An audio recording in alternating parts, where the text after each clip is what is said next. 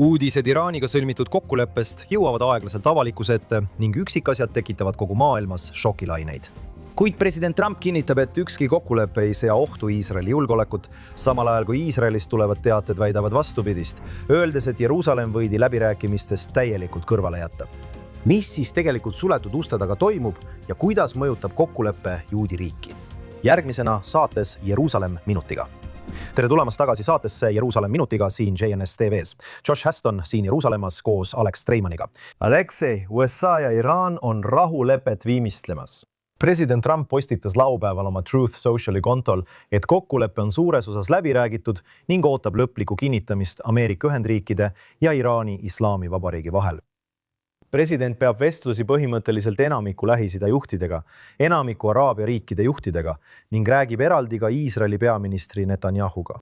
Mida me sellest kokkuleppest teame? Ma mõtlen, eelmisel nädalal saates rääkisime me sõtta naasmisest. Ja täiegi reedel viitasid kõik märgid sellele, et Trumpi administratsioon valmistub uueks sõjaliste rünnakute vooruks Iraani vastu. Ja nüüd, 2 päeva hiljem, tundub, et liigume kokkuleppe suunas. Enamik inimesi Iisraelis arvas, et sõtta naasmine on vältimatu. Paljud uskusid, et see juhtub Shavuoti pühade ajal, sest see sõda, peaaegu iga suurem operatsioon, toimus mõnel juudi pühal. 7. oktoober toimus Simchat Tora ajal ja siin arvasime, et võib-olla algab viimane voor Shavuoti ajal või algab alles pärast Shavuoti. President Trump oli öelnud, et iraanlastel on aega pühapäevani, et kokkuleppele jõuda. Ja mida te siin näete, on see, et Ameerika Ühendriikide president soovis kokkulepet ja bluffis sõjalise rünnakuga isegi selleni välja, et oli valmis täiemahuliseks löögiks. Teate küll, Iisrael valmistus selleks. Aga lõppkokkuvõttes soovis ta selle olukorra lahenduseks mingisugust diplomaatilist tulemust.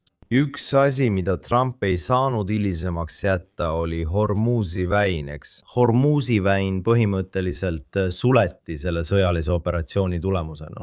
Ja Trump pidi väina avama, et säilitada oma usaldusväärsus rahvusvahelise kogukonna silmis.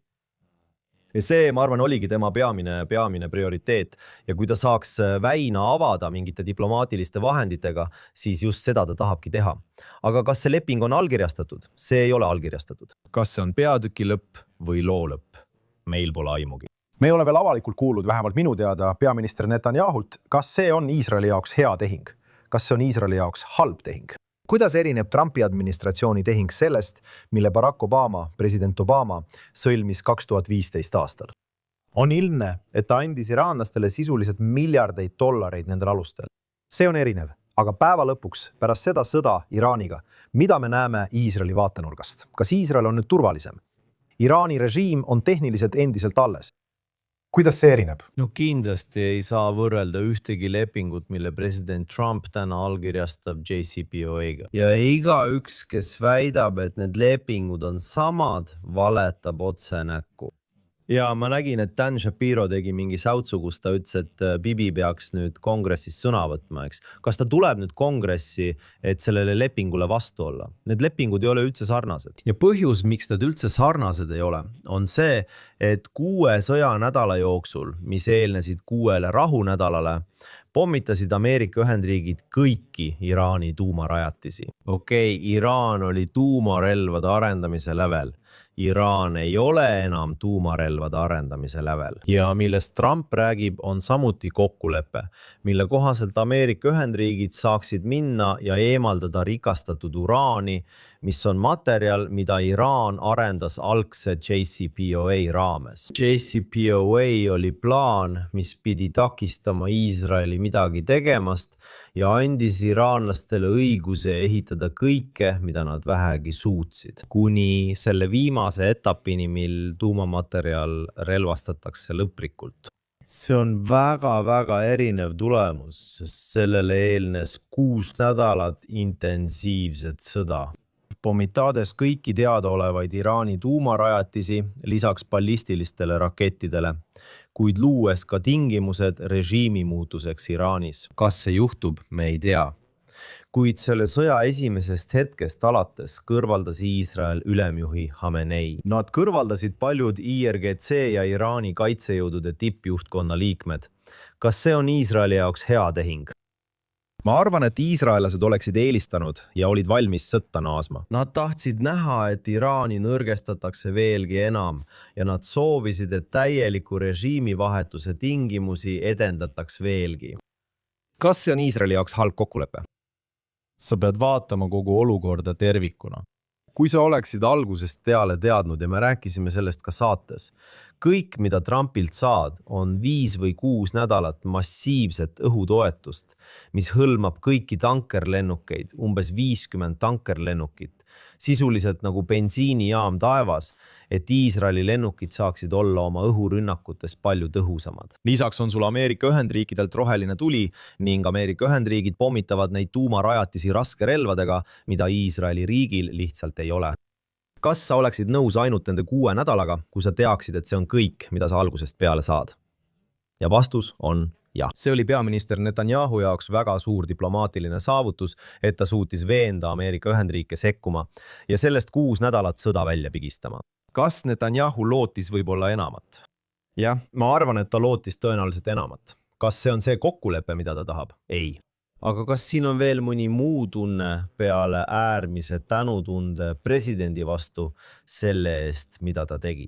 Ma arvan, et praegu peab kõige tähtsam olema tänada president Trumpi selle eest, et ta andis Iisraelile 6 nädalat aega kõigi nende tuumarajatiste hävitamiseks ja ballistiliste rakettide võimekuse tagasitõmbamiseks. Iisrael on täna palju tugevamas strateegilises positsioonis kui enne operatsiooni Epic Fury. Kas kõik on saavutatud? Ei. Kas me näeme, et kõik pole veel saavutatud? Võib-olla pole kõik veel saavutatud. Ma mõtlen, et Ameerika Ühendriikide presidendil pole tahet siin lõpuni minna. Nii et ma väidaksin, et nende tuumavõimekust on ilmselgelt vähendatud. Ja mis puudutab kokkulepet, siis meile öeldi, et ameeriklased võivad rikastatud uraani välja viia. Iraan vahetult enne saadet ütles põhimõtteliselt, et nad ei ole sellega nõustunud. President Trump ütles, et jah, rikastatud uraan viiakse välja. Lisaks sellele ametlik sõja lõpetamine, Reutersi andmetel kriisi lahendamine Hormuzi väinas, 30-päevaste läbirääkimiste alustamine laiema kokkuleppe üle koos võimalusega pikendada. President Trump on kogu aeg öelnud, et asi käib tuumarelvade ümber. Ta tahab olla kindel, et Iraan ei saa tuumarelvi. Seda öeldes, kuigi me võime olla nende ballistiliste rakettide võimekust vähendanud, siis ma ei näe kusagil selle kokkuleppe tekstis, et Iraan kavatseb lõpetada ballistiliste rakettide tootmise. Me teame, et nad suudavad tabada kohti Lääne-Euroopas. Nad tõestasid seda viimase vooru ajal. Aga ma mõtlen, kui mina oleksin Iisraeli asemel, siis ma nõuaksin, et need ballistilised raketid oleksid täielikult kõrvaldatud, et need oleksid osa kokkuleppest. Ja ometi ma ei näe seda siin kusagil. Ma ei usu, et ballistiliste rakettide osas on võimalik kokkuleppele jõuda, eks? Sest lõpuks sa ei tea, kui palju neil neid on. Sa ei tea, kus need asuvad. Sa näed, et neid tulistatakse üle kogu riigi. Iraan on väga suur riik. Pole olemas sellist kokkulepet, mis võimaldaks sul ballistilisi rakette kätte saada. Ballistilisi rakette saab hävitada ainult sõjaliste löökidega. Ja just seda tehti 6 nädalat järjest. Tead, praegu on presidendil põhimõtteliselt 2 peamist eesmärki. Esiteks on eesmärk avada Hormuzi väin, teiseks saada rikastatud uraan. Kuidas sa saad rikastatud uraani? Sa pead sinna sisse minema. Iraanlased ei saa seda välja viia. Põhimõtteliselt ainult Ameerika Ühendriigid saavad selle välja viia, kuigi president Trump vihjas ka sellele, et Hiina võiks potentsiaalselt minna ja selle välja viia. Ma ei tea, kas sa tahad, et just nemad selle materjali välja viiksid. Ja on 2 võimalust, kuidas sisse minna. Sa võid minna läbi esiukse, minna viisakalt. Sa võid sisse minna siis, kui sind ei tulistata, või siis minna massiivse erioperatsiooniga, kus pead saatma väed kohale, et kaitsta neid, kes lähevad tuumamaterjali välja tooma. Kas selleks oli plaan B? Ma arvan, et erioperatsiooni jaoks oli plaan B olemas, aga Trump on alati andnud märku, et ta eelistaks kokkulepet, et minna esiuksest sisse. Nad ründasid tuumarajatisi. Režiimi vahetus. Tead, president pole kunagi öelnud, et režiimi vahetus oleks tema eesmärk. Ma mõtlen, ta on andnud mõista, et mingil määral on režiimi vahetus juba toimunud. Iisraeli jaoks oli režiimi vahetus olulisem. Aga mis oli selge, oli see, et nad ei suutnud seda üksi saavutada. Ameerika Ühendriikide ja Iisraeli 6-nädalasest õhurünnakute kampaaniast ei piisanud, et seda režiimi täielikult kukutada. Aga järgmine osa sellest on see, et pelgalt sõjalise konflikti lõpp ei tähenda tingimata, et oled jõudnud millegi lõppu. igasugused salajased operatsioonid, et veelgi edasi viia. Seda režiimi destabiliseerida. Ja sa võid potentsiaalselt näha ka teisi jõude, nagu iraaklased, kurdid või teised, kes võivad riigis sees relvi haarata või relvi toimetada. Selleks, et Iraani rahvas ise tuleks tänavatele, et proovida oma riik IRGC käest tagasi võtta. Alex, samal ajal on meil silmapaistvad vabariiklastest juhid. Meil on senaator Lindsey Graham, kes ütleb, et see kokkulepe on Iisraeli jaoks katastroof. Ma kuulsin, kuidas senator Ted Cruz astus selle vastu välja. Mike Pompeo, endine välisminister. Kõik need silmapaistvad vabariikliku partei tegelased räägivad selle kokkuleppe vastu. Kas sa arvad, et nende seisukohad mõjutavad president Trumpi mingil moel? Või on see juba möödas, oleme sellest punktist juba edasi liikunud? See ei tundu nii olevat. Tead, president on juba nende seisukohtadega arvestanud.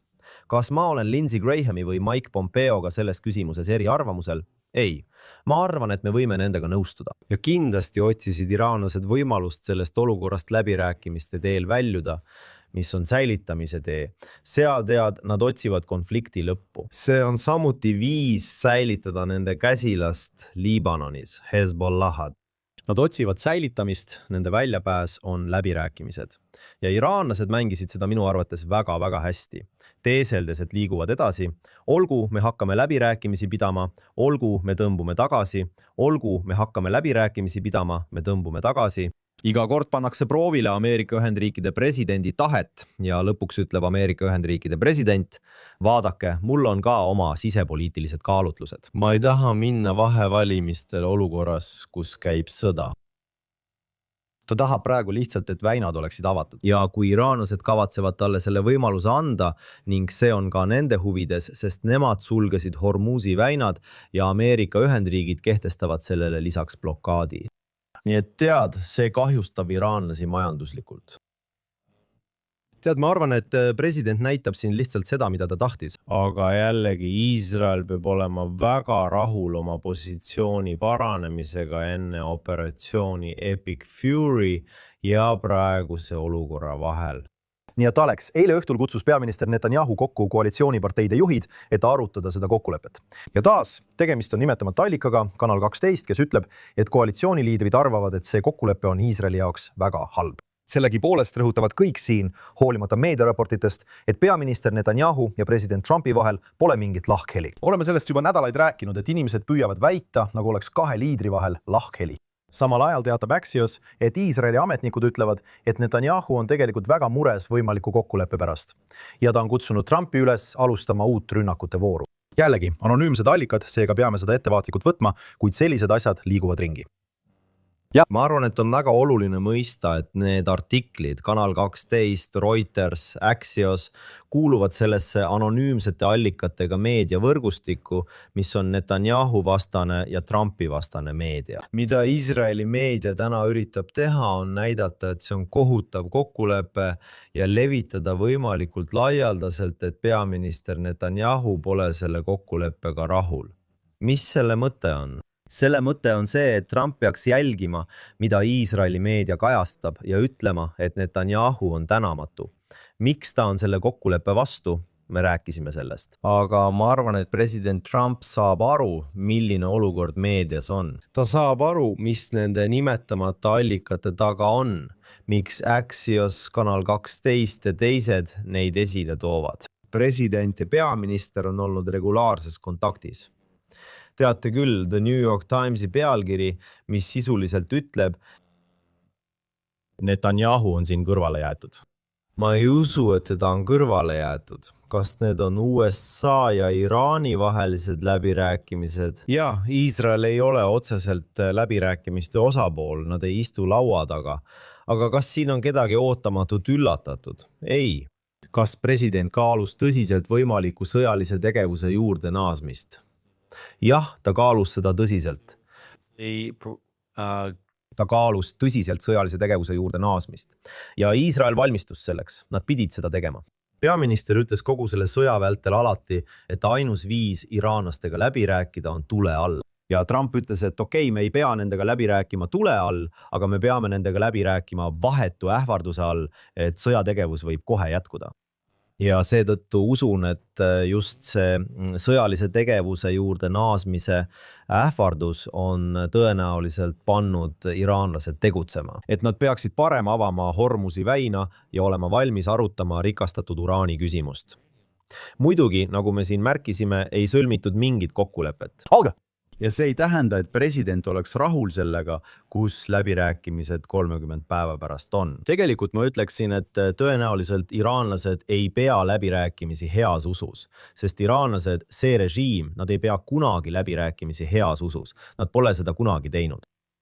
President peaks sellest aru saama, aga ilmselt on tal omad kaalutlused. Nii et see pole tegelikult sõja lõpp, kui president ütleb, et anname teile veel 30 päeva, siis anname teile 30 päeva.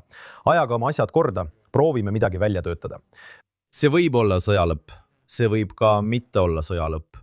Aga mida me saame öelda, ja see on kindlasti Iraani vaatenurk, mida pikem on vahe sõjaliste löökide vahel, seda ebatõenäolisem on, et Ameerika Ühendriigid pöörduvad tagasi sõjalise tegevuse juurde. Ma arvan, et see on selge. Teate, uue rünnaku tõenäosus väheneb sellega märkimisväärselt.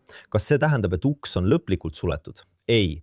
Vaadake, me nägime, et teil oli see 12 päeva kestnud sõda eelmise aasta juunis. Ja siis oli teil pikk paus ja siis tuli operatsioon Epic Fury.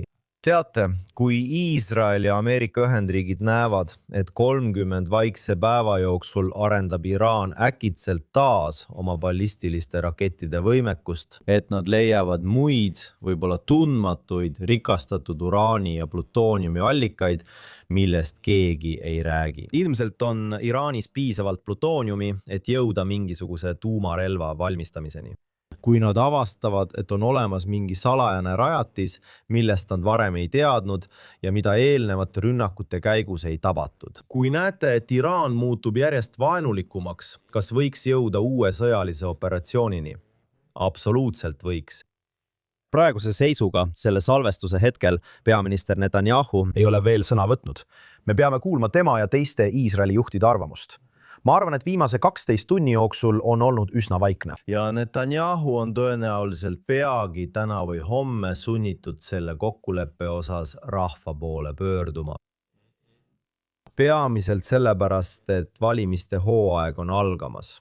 Me nägime kohe pärast 6-nädalast operatsiooni Epic Fury relvarahu. Opositsiooni juht Yair Lapid astus üles üleriigilises televisioonis ja nimetas relvarahu riigi ajaloo suurimaks diplomaatiliseks läbikukkumiseks. Nii et kogu meedia püüab koonduda selle idee ümber, et see on Netanyahu jaoks suur kaotus. Ja Netanyahu peab nüüd püüdma oma mainet päästa. Nii et ta läheb televisiooni ja püüab selgitada, miks see ei ole suur diplomaatiline läbikukkumine ning miks Iisrael ja Ameerika Ühendriigid saavutasid need eesmärgid, mille nad operatsiooni alguses seadsid.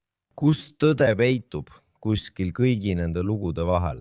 Alex, nii palju kui ma aru saan, hõlmab see kokkulepe ka Liibanoni. Hezbollah muidugi Iraani režiimi käsilane. Kas me võime oodata, et Liibanon või Hezbollah pigem peab sellest kokkuleppest kinni?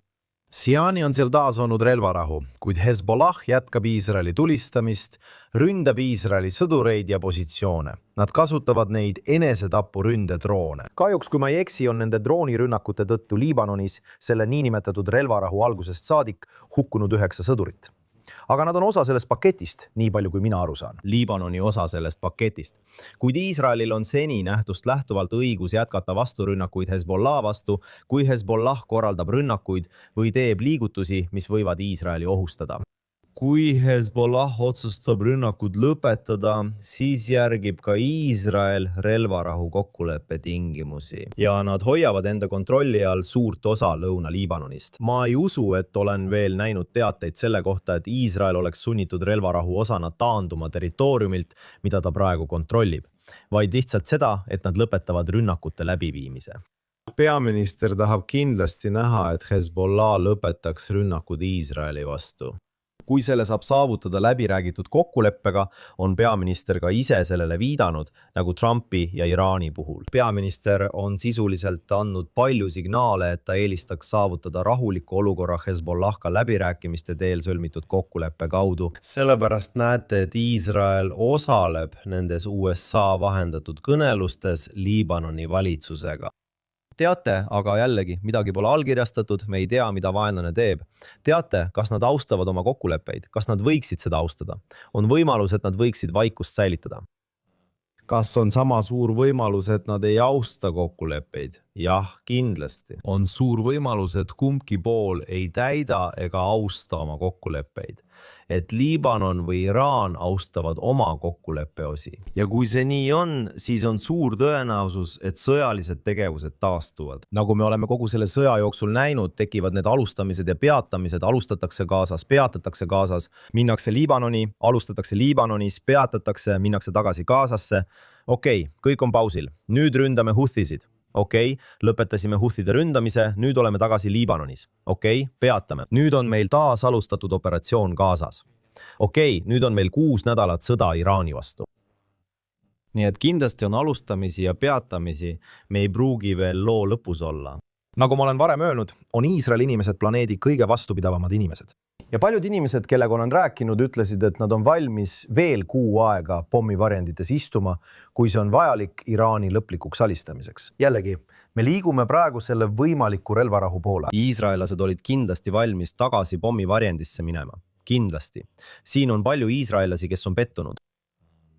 Ja see lihtsalt näitab sulle, milline on iisraellaste meeleolu ja mõttelaad, et riik muutub järjest sõjakamaks, eks. Varem oleksid sa näinud palju rohkem üleskutseid relvarahule, sõjast välja tulla. Sa ei näe seda muide enam. Oli natuke näha sõjavastase liikumise elavnemist, aga see oli ainult pantvangide vahetuse tulemus. Sest sõjavastane liikumine oli tegelikult pantvangide tagasitoomise liikumine. Aga nad nägid, et see kõik oli lihtsalt Netanyahu vastane liikumine. Aga nad nägid, et sõja peatamise nõue ei olnud tegelikult populaarne, see ei mõjutanud Iisraeli avalikkust, sest Iisraeli avalikkus toetas sõda. Nii et nad lõpetasid protestimise. Õige. Nii et iisraelased oleksid olnud valmis, ja ma arvan, et väga valmis, nägema, kuidas Iisrael ja Ameerika Ühendriigid töö lõpule viivad. Aga ma ei usu, et Iisrael peaks ootama, et nad suudavad veenda Ameerika Ühendriikide presidenti selles, mida ta tegema peab. Ta sai aru, et tema huvides, Ameerika Ühendriikide ja kõigi Ameerika liitlaste huvides on need tuumarajatised Iraanis hävitada. Aga president saab lõpuks otsustada, et tema on vaba maailma juht, maailma suurima suurriigi juht. Iisrael on tõusev jõud, aga nagu president on öelnud, on Ameerika Ühendriigid suur vend, Iisrael on väike vend. Ameerika Ühendriigid on vanem partner, Iisrael on noorem partner. Alex, olenemata sellest, mis juhtub, ütleb Iisraeli kaitsevägi, et nad on kõigil rinnetel valmis igaks stsenaariumiks. Iisraeli kaitseväe staabiülem kindralleitnant Eyal Zamir ütles sel nädalal diviisi ülematele, et Iisraeli sõjavägi on kõrgeimas valmisoleku astmes ja valmis võimalikuks eskalatsiooniks kõigil rinnetel. Ta ei võta siin mingeid riske. Ta ütles seda kolmapäeval. Ja ma usun, et oli väga suur tõenäosus, et president Trump oleks võinud öelda, olgu, me ei jõua kokkuleppele, me peame tagasi pöörduma. Ja ma arvan, et presidendi jaoks oli ainus viis selle kokkuleppeni jõudmiseks või ta tundis, et ainus viis saada selline kokkuleppe, nagu ta tahtis, oli see, kui eksisteeriks väga-väga reaalne sõjalise tegevuse oht. Ja sellepärast ütles Zamir diviisi ülematele, et sõjavägi on kõrgeimas valmisolekus ja valmis võimalikuks eskalatsiooniks. Iisrael oli valmis tegutsema. Alex, samal ajal natuke teemat vahetades, see puudutab ikkagi Iraani. Nädalavahetusel ilmusid New York Postis teated, et Iraan kavandas mõrva Ivanka Trumpi, presidendi Donald Trumpi tütre vastu, kes on muide juut. Seda peaksid teadma. Jah, ta pöördus juudi usku. Ta pöördus juudi usku ja oli Iraani mõrvaplaani sihtmärk. Jällegi, New York Posti andmetel kõlasid samal ajal eile õhtul Valge Maja ees püssilasud. Ma ei tea, kas need kaks asja on omavahel seotud, aga minu teada president ise ei käinud oma poja pulmas, tuli laupäeval Valgesse Majja tagasi koos kogu oma saatjaskonnaga. Ja siis äkki puhkevad püssilasud ning meile öeldakse ka, et on olemas Iraani vandenõu Ivanka Trumpi tapmiseks. Ma ei ütle kindlasti, et need asjad on omavahel seotud, aga siin Washingtonis toimuvad asjad väga-väga kiiresti ja tormiliselt. Ma mõtlen, Don Jr. abiellus nädalavahetusel ja president ei läinud sinna. Pulm pidi toimuma väike perekondlik sündmus Bahamal. ja tead, on üsna selge, et salateenistus ei arvanud tingimata, et nad suudavad Ameerika Ühendriikide presidenti sellisel üritusel kaitsta. Tead, võib-olla kui nad oleksid selle Mar-a-Lagol korraldanud, siis oleks president saanud osaleda. Sest salateenistusel on ju kõik plaanid olemas, kuidas Mar-a-Lagol turvalisust tagada. Kuigi meil oli see atentaat, kus üks mees peitus põõsastes, kui president Trump golfi mängis. See oli umbes aasta tagasi. Praegu on väga ohtlik olla Ameerika Ühendriikide president. See on väga ohtlik nii Iraani kui ka terrorismi vaatenurgast. Samuti on ohtlik üksikute relvastatud hullumeelsete ja tasakaalutute ameeriklaste tõttu, kes on kas Trumpi vastased või millegi muu poolt. Väga ohtlik olukord. Aga siin selle vandenõuga Ivanka Trumpi tapmiseks, ma mõtlen, New York Post tuvastas Muhammad Bakir Saad Dawood al-Saadi, 32-aastase Iraagi Kataib Hezbollah miilitsa komandöri ja Iraani islaami revolutsioonilise kaardiväe operatiivi. ta arreteeriti eelmisel nädalal ja nagu sa tead, süüdistati teda ilmselt mitmetes hiljutistes rünnakutes juudi sihtmärkide vastu Euroopas ja Põhja-Ameerikas. Nii et tead, see on tõsine. Ja just nii, Iraan lootis potentsiaalselt kätte maksta president Trumpile nende 6 nädala rünnakute eest ja Ajatollah Khamenei kõrvaldamise eest. Nii et tead, just seda Iisrael ja Ameerika Ühendriigid alati kartsidki. Tead, Iraanil on oma terrorirakud üle kogu vaba maailma, Euroopas ja Lõuna-Ameerikas ning isegi potentsiaalselt Ameerika Ühendriikides ja nad võivad need terrorirakud aktiveerida. Ootame veel, et teada saada selle relvastatud mehe isikut, kes eile öösel tegutses. Minu teada ta tapeti, Valge Maja eest tehti palju laske. Liigume edasi, sel nädalal oli meil taas üks neist Iisraeli vastastest flotillidest, kes väidavad, et tahavad humanitaarkaalutlustel Gazasse minna. Tegelikult on see üks suur napsikruiis, mina nimetaksin seda peolaevaks. Kõik need libaaktivistid kogunevad kokku, põhimõtteliselt ühendab neid tegelikult vaid viha Iisraeli vastu. See lahendati minu arvates väga hästi, kui Iisraeli kaitsevägi ja merevägi läksid kohale, peatasid laevad ning võtsid kõik pardalolijad kinni ja tõid nad Iisraeli randa. Ja pärast seda oli seal minister Itamar Ben-Gvir, keda nähti mingisuguses angaaris, kus hoiti neid flotilli aktiviste. Ta hakkas vange pilkama ja lehvitas Iisraeli lippe või midagi sellist. Ja rahvusvaheline üldsus läks Itamar Ben-Gviri peale täiesti marru. Prantsusmaa otsustas, et riikliku julgeolekuminister Ben-Gvir ei tohi nende riiki siseneda. Poola tegi sama. Kõik need riigid läksid pööraseks. Isegi Ameerika Ühendriigid suursaadik Huckabee ütles, et Ben-Gviri teod olid jälgid. Ilmselgelt nimetati seda laevastikku rumalaks trikiks, kuid Ben-Gvir reetis oma rahva väärikuse. Isegi meie omavalitsus peaministri büroo ütles, et see, mida Ben-Gvir tegi, oli rumal. Tead küll, see oli üle piiri. Üle piiri. Nii et ühel poolt on see kindlasti nii, tead küll, Ben-Gvir tegi seda, see oli rumal, see oli trikk ja nii edasi. Aga inimesed keskenduvad sellele hoopis rohkem kui tegelikele flotillia terroristidele. Ma usun, et nad tulid Türgist. Ma mõtlen ja kasutades seda Bollywoodi formaati seal, luues neid stseene, just kui nad oleksid vigastatud. Kõik need raportid, mida ma sotsiaalmeedias nägin, et vangid vägistati Iisraeli kaitseväe sõdurite poolt ja need valed korduvad ikka ja jälle. See oli suur maine kahju, ma arvan, kui nii võib öelda Iisraeli riigi vastu. Võib-olla oleksime saanud asju teisiti teha. Me saatsime kindlasti kõik need laevastikuvangid välja. Ben-Gvir tuleb sisse ja muudab olukorra, võiks öelda, isegi hullemaks, tehes järjekordse meediatriki, lisades veelgi õlitulle. Mis puudutab seda, siis ma ütleksin, et need on nende väidetavate humanitaarflotilli aktivistide trikid. Jah, ma tean seda. Tead, ma just tulin Ameerika Ühendriikidest tagasi ja paljud inimesed, isegi need, kes toetavad valitsust, ei meeldi neile Itamar Ben-Gviri käitumine ja avaldused. Ja see, mida sa nägid, need stseenid arreteeritud laevastiku aktivistidega, neile lasti ruumis hatikvat. Ben-Gvir läks neile otse näkku ja karjus Am Israel Hai, just kui nad üldse mõistaksid, mida see tähendab. Ta karjub nende peale heebrea keeles, sest ta ei räägi inglise keelt ja nemad ei räägi heebrea keelt, sest nad ei ole iisraelased. Tead, aga päeva lõpuks oli see lihtsalt trikk. See oli trikk palju väiksemas mahus kui trikk, milleks on flotillid ise, mis, nagu sa tead, sunnivad Iisraeli. ma mõtlen, ma ei tea isegi, kas meil on sellest mingit ülevaadet. Tead, kui palju see Iisraeli riigile maksma läheb iga kord, kui merevägi saadetakse Vahemere rahvusvahelistesse vetesse, kõik oma parimad mereväe komandod, et need flotillid kinni pidada. Ja siis tuleb kogu süsteem üles seada. Ja siis pead nad välja saatma ja tagasi nende riiki lennutama. Anna talle võileib, võib-olla. Jah, ma mõtlen, Iisraelis on võileib kallis. Tead nii, et tead, mis see siin maksma läheb.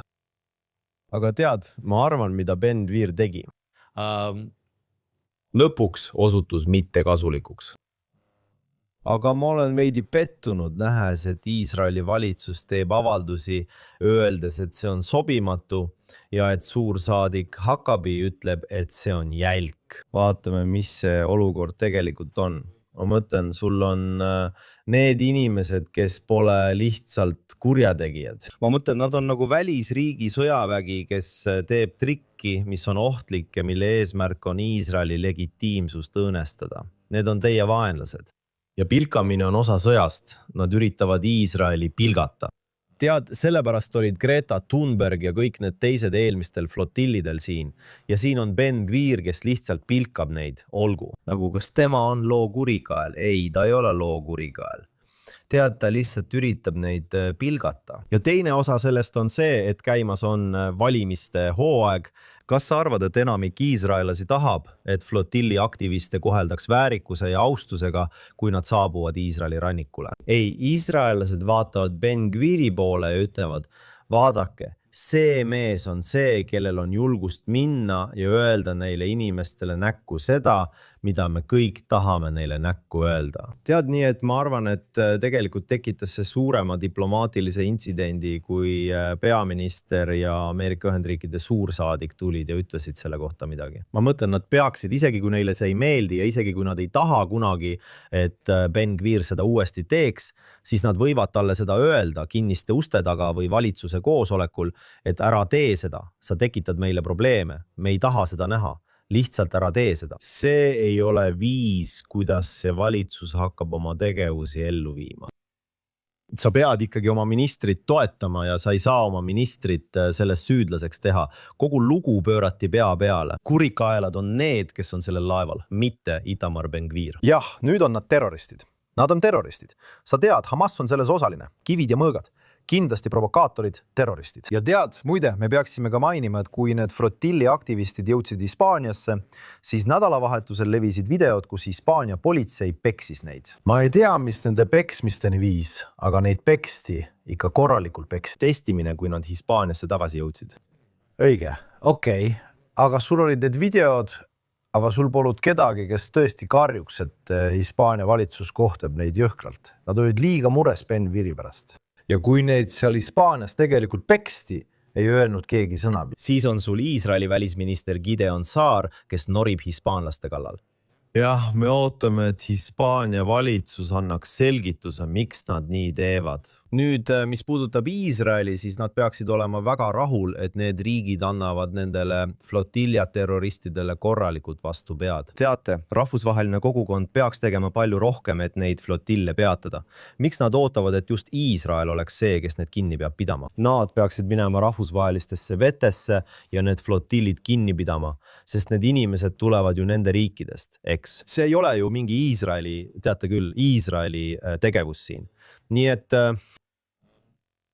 on ilmselge, et Hispaania valitsuselt ei tule mingit selgitust. Ja samal ajal ei tohiks ka teistelt valitsustelt tulla mingeid hukkamõisteid selle kohta, kuidas Iisrael siin oma tegevust flotilli anarhistidega läbi viib.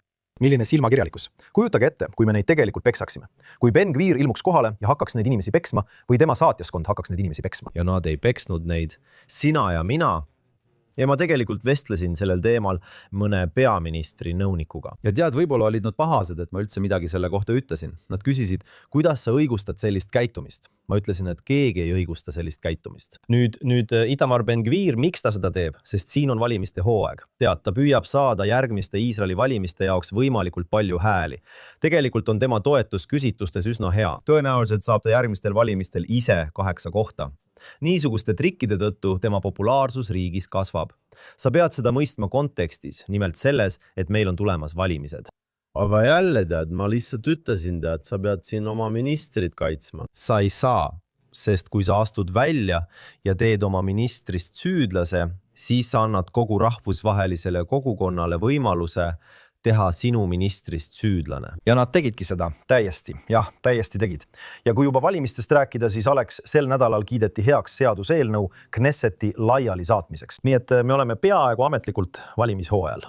Möödunud kolmapäeval kiitis Knesset esimesel lugemisel heaks seaduseelnõu 25. Knesseti laiali saatmiseks, kus 110 saadikut nii koalitsioonist kui opositsioonist hääletasid poolt, käivitades võimaliku protsessi, mis viib Iisraeli enne tähtaegsete valimisteni. Jällegi, valimised peavad toimuma hiljemalt oktoobriks.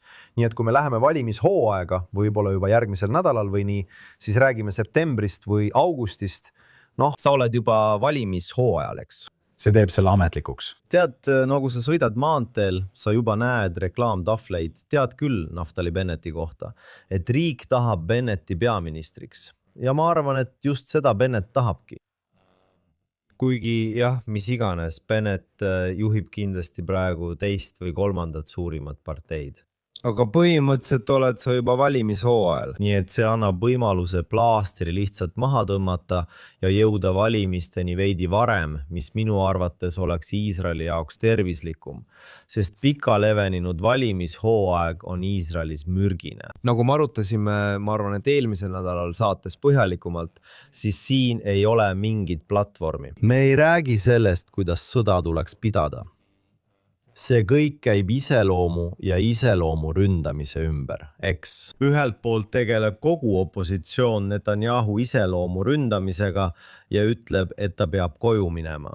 Teate, paremal poolel toimub palju Bennetti ja Lapidi iseloomu ründamist. Ja siis on siin äärmuslikumates ringkondades veelgi suurem laimukampaania. Nimelt, potentsiaalsed koalitsioonipartnerid paremal poolel koos Netanyahuga on haredid. Teate küll. Ja ultraortodoksid. Ja riik vaatab praegu sellele rühmale väga negatiivse pilguga. Ja võib-olla õigustatult arvestades nende vastumeelsust sõjaväes teenida ja lihtsalt tead võtta enda kanda oma osa sellest võrdsest teenistuskoormusest. Või vasakul poolel, opositsiooni poolel, et nemad teevad seda. Nad on väga valmis tegema Araabia parteidega koostööd, et moodustada valitsus, mis suudaks Netanyahu ametist eemaldada. Nii et need ongi ainsad teemad, mille põhjal inimesed hääletavad. Jah, Netanyahu, ei Netanyahu. Netanyahu plus haredid plus ultraortodoksid ühel pool, vasakpoolsed plus araablased teisel pool. Need on teemad, mille üle inimesed hääletavad ja mõtlevad. Ja kogu poliitiline diskursus keskendubki sellele, et õhutada viha teise poole vastu. Ja see mõte, et nüüd võiks lihtsalt kiiremini ära teha, ma ei usu, et kellegi hääl muutub praeguse ja oktoobri vahel. Nii et võikski selle varem ära teha ja siis võimalikult kiiresti uue valitsuseni jõuda. Ja ma olen sellega nõus. Valimised peaksid toimuma nii kiiresti kui võimalik. See muutub väga mürgiseks ja on tõesti kahju seda näha. Ja päeva lõpuks on huvitav näha, millist pakkumist, ütleme, Bennett ja vasak või tsentristlik valitsus on valmis haredidele tegema, et nad nendega liituksid, mis on tegelikult väga ebatõenäoline. Nad ei saa teha haredidega kokkulepet, et nad nendega liituksid. Ma mõtlen, nad teevad kampaaniat. Aga päeva lõpuks, kahjuks, nagu me nägime Oslo aastatel, olid haredid valmis minema vasakpoolse valitsusega kaasa, sest vasakpoolne valitsus oli valmis jeshivasid rahastama. Õige, sest haredid, tead ultraortodoksid, isegi kui nad istuvad parempoolsetega. Ja see on loomulik kodu. Sest parem pool koosneb religioossematest traditsionalistidest. Lisaks siis need rahvuslikud usklikud, tead küll, need niinimetatud asunikud, need, kes elavad Juudamaal ja Samaarias, nemad on väga usklikud. Nii et see on palju loogilisem, nende jaoks on poliitiliselt palju mugavam olla koos traditsiooniliste ja usklikega, kui olla koos usuvastaste ja ilmalikega. Aga kui rääkida Oslost ja Palestiina küsimustest ning muudest teemadest, siis ultraortodoksid ei ole tingimata nii parempoolsed. Õige. Ja nagu sa märkisid, nad on sisuliselt sotsialistid. Nad tahavad toetusi saada. Nad võtavad toetusi ükskõik kummalt poolt või sellelt, kes neile parema diili teeb, eks.